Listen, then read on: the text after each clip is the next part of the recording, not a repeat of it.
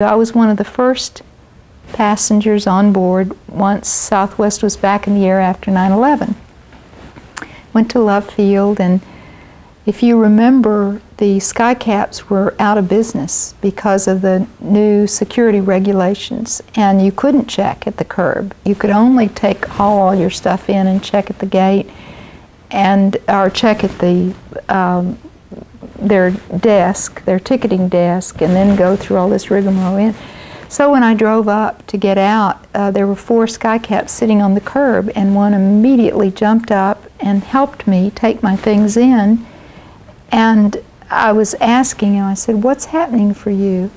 And he said, "Well, you won't believe this, but Southwest has created salaries for us." Now, all the other airlines were furloughing hundreds of people. Southwest did not furlough one person. Not only that, but they thoughtfully created salaries for skycaps who couldn't possibly make it on tips now to get them through. And he said, "We're going to do whatever it takes. And if there's not a role as a skycap, they've promised there'll be other roles internally. And they're really there for my family and I, and we're going to be there for them." And I was just so moved that here, when the other airlines, people were out in a frenzy expecting to be laid off, and their whole focus was, where else am I going to get work? These 4 skycaps were asking, how can we bring value? And all over the airline, people were thinking ahead. Nobody knew what the security regulations would be, or when they would fly, or how it would impact them. But they had 57 locations across the nation with teams simultaneously doing creative problem solving and scenario planning. And indeed, once they were up in the air, they had all these creative solutions, because each location is different in terms of how things are laid out physically, and even the regulations and the people, all of it is different. But when you had that kind of rich pool of talent and that sense of ownership, I was so moved by that moment, and looking into the eyes of that young man and seeing not only no fear but great courage and commitment. And we now know that thoughts are energy fields, and that when we pull them together, those energy fields make miracles.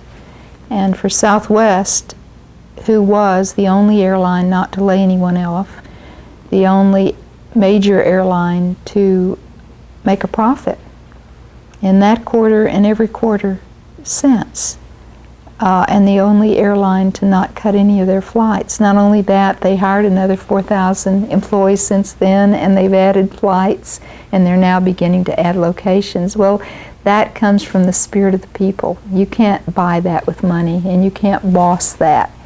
You have to inspire that. And that, for me, is why I get up every morning, again, making my commitment to keep working to learn how to be a more effective servant leader and partner in this journey with those around me, eager to do so. And if you think about who is that, that's all of us, because everyone wants a better life and more trusting relationships, and a more successful planet, and a better ecosystem. And all of that is about servant leadership, about how do we take responsibility for our footprint on the environment, and how do we bring about change that doesn't leave people behind. I know that's kind of a cliche phrase, but I think we need to be noticing who's going to be left, who won't have a plate at the table, and is that all right? And what might we do to make sure that everyone's needs are met? Abundance mentality.